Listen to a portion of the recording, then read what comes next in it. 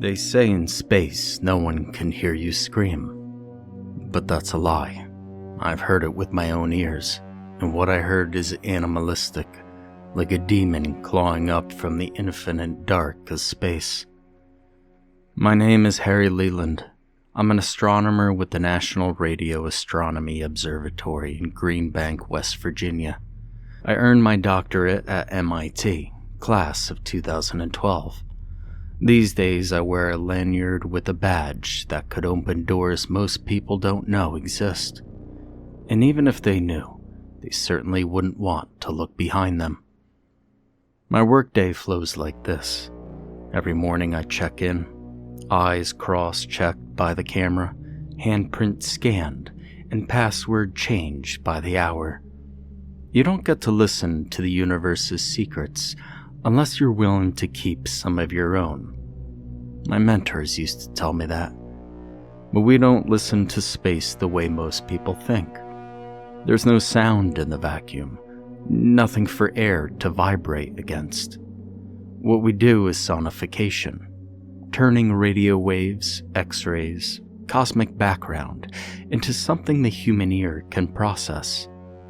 Most times it's just static or low hiss, but other times it's the universe's eerie, almost mathematical music. But tonight, it was neither.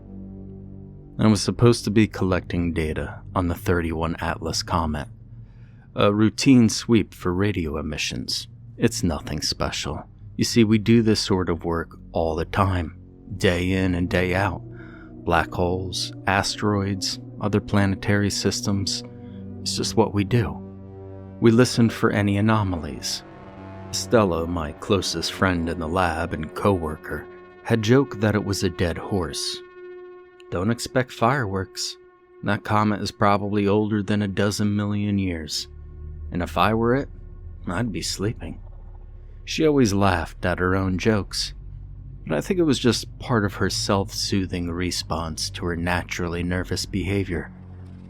The machine's lights flickered as the data streamed in.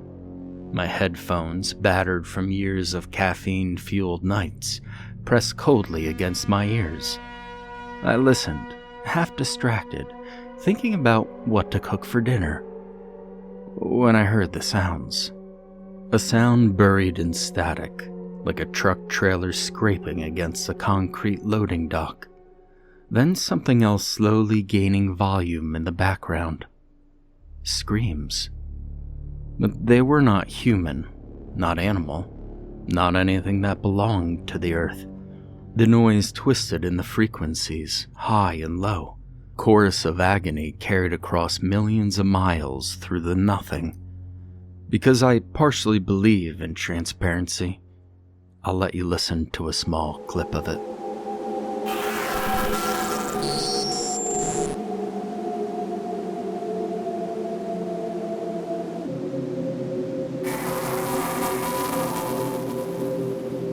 After listening to it for a few minutes, I ripped off my headphones. I was in such an excited shock that my hands were trembling. I checked the log again and again, and I must have replayed the segment over a dozen times, convinced it could have been explainable. That there were many things that could cause audible anomalies, such as a solar storm or flare, or even perhaps, but very unlikely, a satellite passing overhead. But the sound was still there. It dug into me. A cold, sick certainty that made me want to shit. Something was out there in the same direction as 31 Atlas. Something so chilling and unexpected to us. I didn't tell Stella. Well, not at first. You see, as convinced as I was that what I heard was real, I still ran every test, every filter. I checked the system logs. I checked the security feeds. I ran through all of our protocols, and the protocols were a strict logging of every anomaly, report up the chain. But I couldn't report it yet. This was big, and I had to make sure. That night, I went home to Ramona and the kids. She met me at the door, her hair pulled back, her eyes tired but kind. God, you look like hell. she said, and I hugged her tight. The kids were asleep, their faces soft in the blue glow of their nightlight. I watched them, wondering how I could ever explain any of this, how I could keep it from them. Over the next week, the secret grew heavier. I started avoiding Stella, ducking her questions, and at home I snapped at Ramona. Then I apologized, blaming the lack of sleep and the long hours at the lab. My mind replayed the sound over and over until the screams bled into my dreams. I tried to bury myself in the routine. Morning coffee, security checks, data reviews, check the protocols, recheck that audio, and make sure there was no interference. Check the satellite tracking to make sure nothing was interfering. No sunspots, no solar flares. But the sound haunted me, and I began to wonder if it was a warning or a plea. If it was meant for me, all of humanity, or if I'd just been unlucky enough to hear it. By Thursday, my hand shook so badly I could barely type. Ramona noticed. "Harry, you're scaring me. What's wrong?" I lied. "It's nothing. It's just work, stress." But it was all a lie. Secrets, I realized then, are like black holes.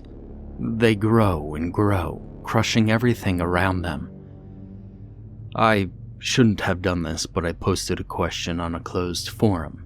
I masked my IP, used an old pseudonym from grad school. Has anyone studied anomalous sonification from 31 Atlas? I'm getting weird readings. Responses came, most of them dismissive, a few curious, but one from an account I didn't recognize just said, "You heard it too." I was afraid, not just for me, but for my wife, for my children, hell, for all of humanity in the world. Because if what I heard is real, if those screams are what I think they are, then listening was the worst mistake I ever made. That Monday started with rain and the low hum of my own anxiety. I left the house before Ramona and the kids woke up, my mind cycling through explanations and dead ends. The drive to Green Bank felt longer.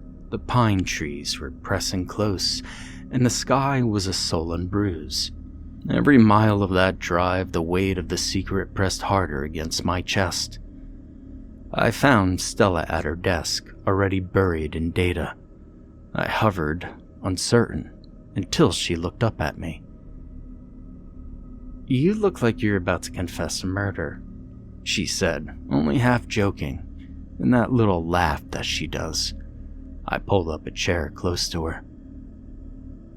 "I think I need you to listen to something, and I need you to promise not to laugh."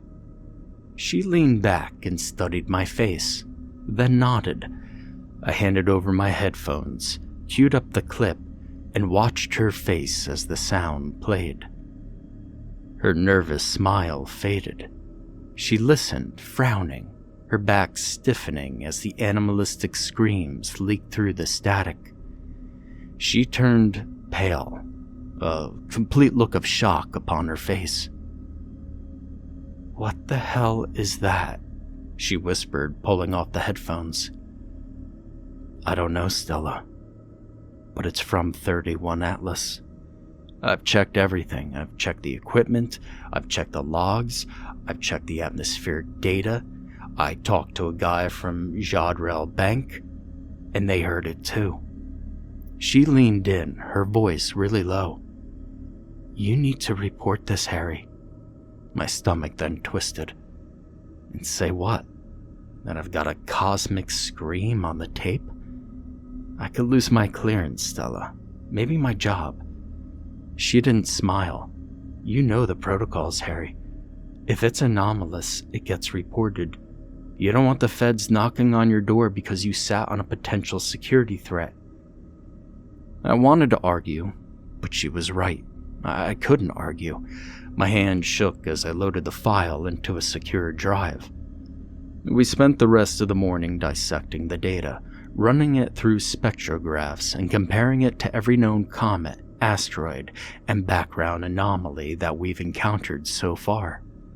Stella called in a favor with an old friend at Caltech. He promised to run his own checks, under the radar. At lunch, I sat in the break room picking at a sandwich. My pager buzzed. A priority message from the director. "Come to my office and bring everything." I left Stella with a nod and walked to the director's suite. He gestured for me to sit, his eyes staring at me. "Dr. Leland, you've been accessing restricted data streams. You've run cross-site queries. Would you care to explain your actions for me, please?" I slid the drive across her desk. "You need to hear this, Director." She listened. Her face was completely unreadable, and when it ended, she sat back. "We need to escalate. This goes to the NSF and Homeland Security. And until then, you don't discuss this outside your assigned team. Is that understood?" I nodded numbly. The conversation ended with a new set of passwords, a non-disclosure form, and a warning. "Any breach, any leak of this, and you will lose everything." I spent the afternoon in a haze, Stella checking in by text. "You okay?" I typed. "Not really." But I didn't send it. I had screwed up. I shouldn't have asked anybody, and I certainly shouldn't have posted anything on a forum. At night, the kids were playing on the rug when I walked in. Ramona handed me a glass of wine. "Rough day?" she asked, searching my face. I nodded and sat beside her. The ordinary chaos of toys and laughter felt like a different planet. I held her hand, squeezing it till she winced. And that night, after the kids were in bed, I sat with Ramona on the couch, watching the rain come down outside the windows. "You ever feel like you're carrying something that could change everything?" I asked, and she looked at me in silence. "Whatever it is," she said, resting her head on my shoulder. "You don't have to carry it alone." The next day, the director called a closed meeting. 5 people sworn to secrecy, of course. We went through the data again, this time with federal observers in the room, stone-faced men in suits who never gave their names. The questions came rapid fire. Could it be encrypted chatter? Could it be a hoax? Could it be a warning? We pushed back. The data didn't lie. The sound was there. It was impossibly terrifying. It didn't make sense to us. By Wednesday, the story started to leak. Not to the world, though, but through the tight corridors of the scientific underground. Private messages, encrypted emails, whispered rumors at conferences. The community buzzed with speculation. A new kind of cosmic event, a rare solar phenomenon. The first kind of something no one had ever seen before. Stella and I worked late into the night over spectrograms and data logs. We found patterns, a rhythm in the static. There was a mathematical structure beneath all the chaos. It looked like information, but not any code that we recognized. Stella leaned back, completely exhausted. "If this is a message, then who's it for?" But neither of us answered. I just kinda looked at her, mouth agape. The question hung between us, heavy as a stone. By the end of the week, the agencies had set up a task force of sorts. We were ordered to keep working, to keep quiet, to keep hoping for an explanation. It was Robert, the night shift technician, who first flagged the anomaly. I found his message blinking on my terminal after another sleepless night. "Harry, check the latest images from the array. Atlas is doing something strange." I scrolled through the raw feeds, expecting nothing, but then I saw it. The comet had shed several chunks. Now there was no surprise here, but in the next sequence of frames, those fragments, each about the size of a city block, did something completely impossible. They drastically changed course. Now, cometary debris should arc outward, followed by the parent body's path or dispersing in a predictable fan. But these pieces jerked all at once, completely veering away from Atlas's tail. The trajectory plot glowed red as the computer reran the calculations. Every fragment, every single one, was now on a collision course with Earth. I pulled up the simulations, I ran them again and again, and no matter what perimeters I changed, solar wind, magnetic interference, gravitational tugs, the results always stayed the same. The laws of physics didn't allow for this. There was no force, no phenomenon that could explain the sudden synchronized maneuver. It was almost intelligent. I called Stella with my voice shaking. She rushed in, her hair still damp from the rain, her eyes wide as I showed her the screens. "This can't be real. This must be a mistake," she whispered, gripping my shoulder. "It is real," I said. My voice was hollow. "And if this is right, we have less than 6 days before the first impact." Robert joined us quickly. We looped in the director and the task force. The room filled with the frantic energy of people forced to accept the impossible. But the data was undeniable. The fragments' velocity, their paths, nothing natural could account for it. Panic soon trembled beneath the surface of every conversation we had. The federal observers, so composed a day earlier, now barked orders into secure lines. I watched the live feed, completely numb, as each chunk of Atlas drew closer, impossibly steady, as if guided by something with a purpose. At home, I did try to remain calm for my family, but I could barely look Ramona in the eyes. The secret was a living thing now, clawing for release.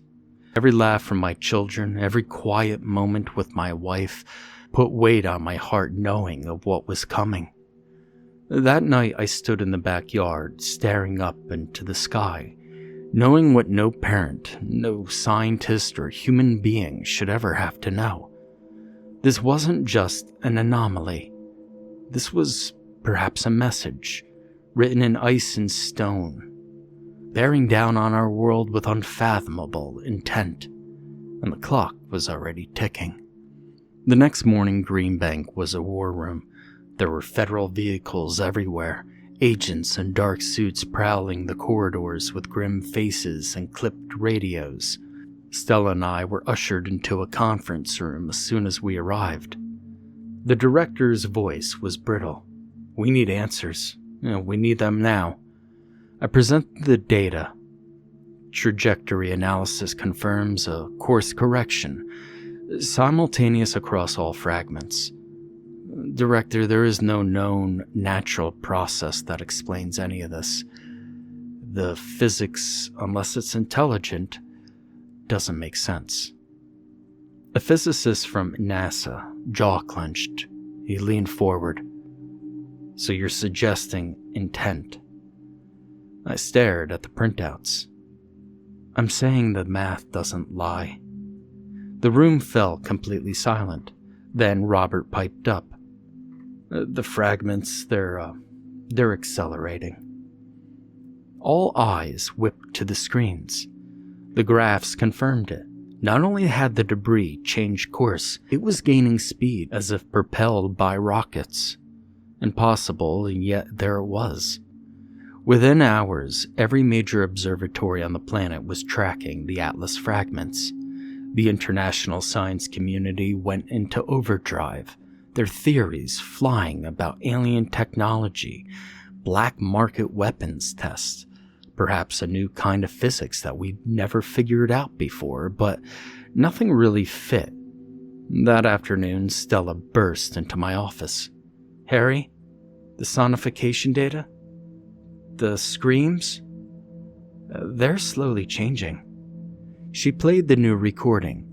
The static and howling had twisted, the rhythm more urgent, almost like broken Morse code. It wasn't random. The message boards exploded with speculation. Some believed it was a warning, others a countdown. We tried every cipher, every linguistic model, but the meaning danced just outside of our reach. That night, as I tried to sleep, Ramona shook me awake. "Harry, you have to look outside." We stepped onto the porch. Above us, the sky shimmered with streaks of beautiful, unnatural light. Auroras. The news said it was an atmospheric anomaly tied to the comet's approach, but I knew better. The next day, a new twist. One of the comet fragments had stopped dead, mid-flight, hovering in low Earth orbit. Satellites blinked out, GPS vanished, and entire swaths of the grid went dark, and panic started to sweep the globe. The emergency broadcast system kicked in. Governments began to evacuate major cities, but no one knew where to go. The other fragments kept coming, and their paths were shifting again, almost as if they were looking for something. And then Robert, in a whisper, said what no one wanted to. "Maybe it's not a weapon. I mean, wouldn't they have just hit the Earth already? I mean, they're comets, or so we think. Wouldn't they just ram into us, kill us all? Maybe it's looking for a signal or a response or something." He was right. In the lab, Stella ran the sonification one last time, running a reverse algorithm. The pattern became clear. It was a series of coordinates. Location on Earth. It was random at first, then focusing. The final coordinate was Greenbank. The realization hit us all at once. The sound, the course corrections, the accelerated debris, it was all connected, we thought.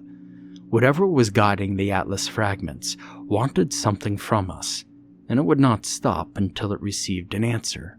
As the first fragment entered the atmosphere, the sky above Greenbank turned black.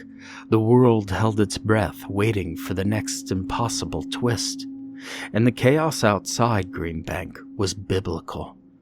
Sirens screamed, National Guard convoys thundered by, and cell towers blinked out one by one. The world had tipped over into panic. But I barely noticed. My mind was locked on the Atlas fragments. The war room was a knot of noise and arguments. Everybody wanted to run and to hide, to do anything but face what was coming. But I couldn't leave. Not when the pattern pointed to us. Not when the fragments appeared to be waiting for us to do something. We have to answer, I said. I just blurted out. My voice was hoarse from lack of sleep, and I was pushing through the crowd to the main console. "Director, if it's a message, then we have to try to answer it." Stella snapped her head up. "How?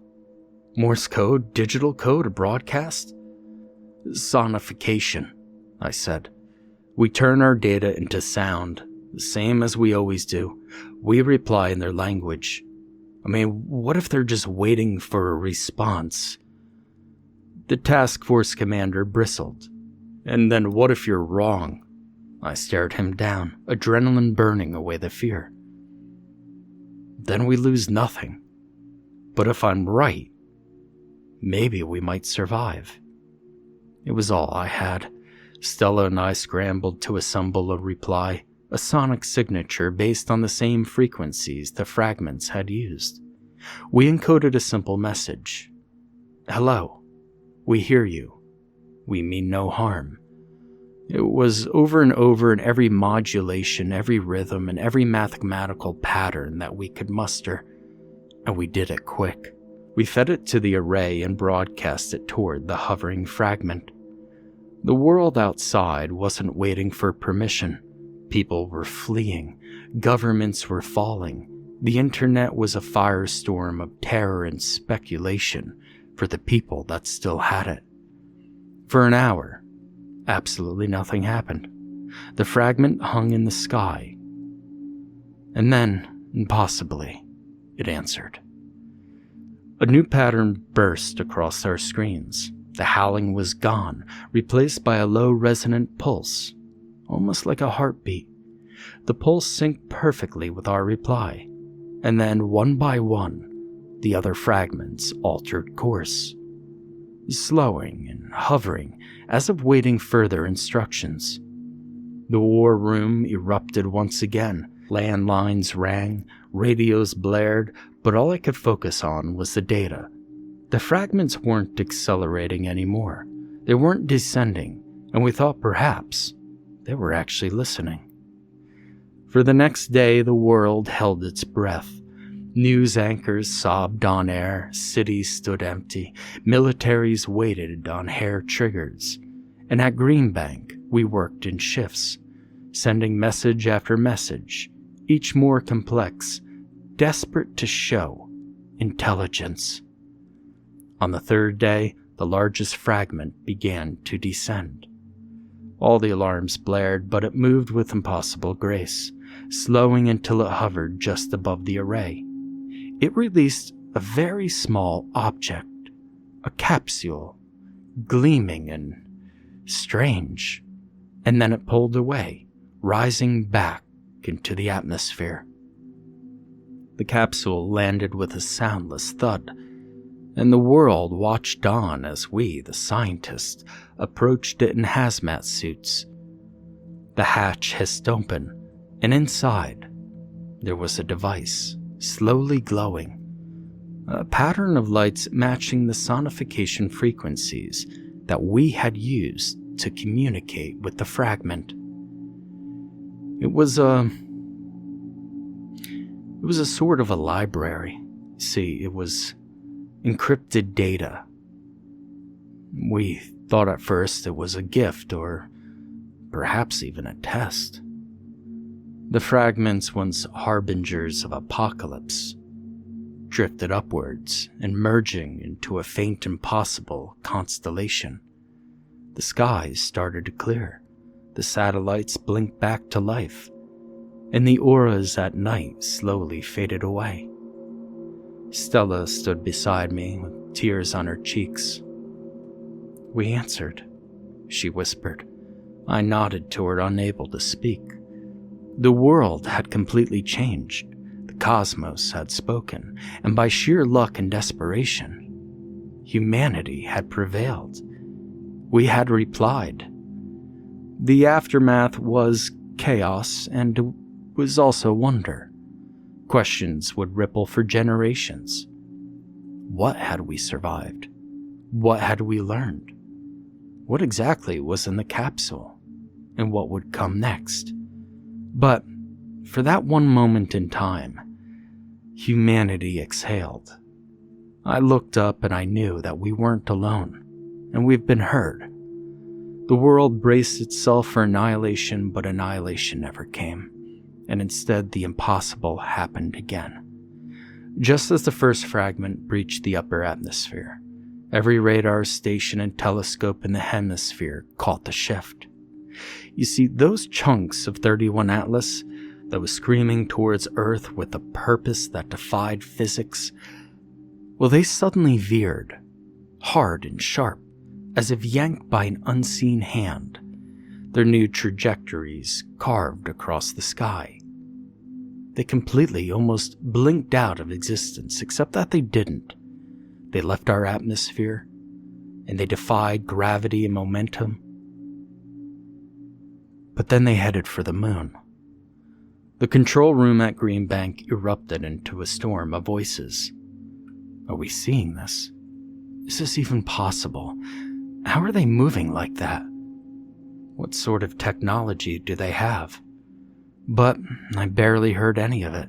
Again, I watched the data streams update. I watched those little red lines bend away from us, and I watched my own fear morph into the dread of the unknown. The world was spared, but we weren't released from the terror. The media stormed with all sorts of weird, wild theories, and every scientist with a telescope or radio dish pointed their instruments to the moon. We watched as the fragments slowed down, as if somehow breaking, and they disappeared behind the far side. The feed from the Lunar Reconnaissance Orbiter died. The final signal came in the hush before dawn. The Lunar Environment Monitoring Station, or as we call it, LEMS, it registered the impacts. One by one, those fragments that had just visited us, they landed, not with the violence of cosmic debris, but the weight of something arriving. Then, complete and utter silence. We waited more. For days, weeks, the world held its breath once again, and the far side of the moon had always been hidden, almost always unknowable. But now it felt haunted, occupied by something that had crossed the void and chosen to stay. My fellow scientists call it unprecedented. The military called it a threat. The world called it, well, almost a reprieve. But for those of us who had listened, who had heard the screams, who had watched the comet break the rules of the universe, there was only the waiting. Every so often, late at night, I would return to the array. I'd listen to the static, searching for that pulse, that code, that hint of meaning, and I'd stare up at the moon knowing that just beyond its pale reflection, parts of 31 Atlas lay buried in the lunar dust. And so, we wait too, living our small lives in the shadow of something we can never truly understand, knowing that it is there, forever hidden, on the far side of the moon. If you guys like what I do here on the channel, please leave a like, subscribe, perhaps hype up the video. It costs nothing, and I greatly appreciate it. Thanks so much.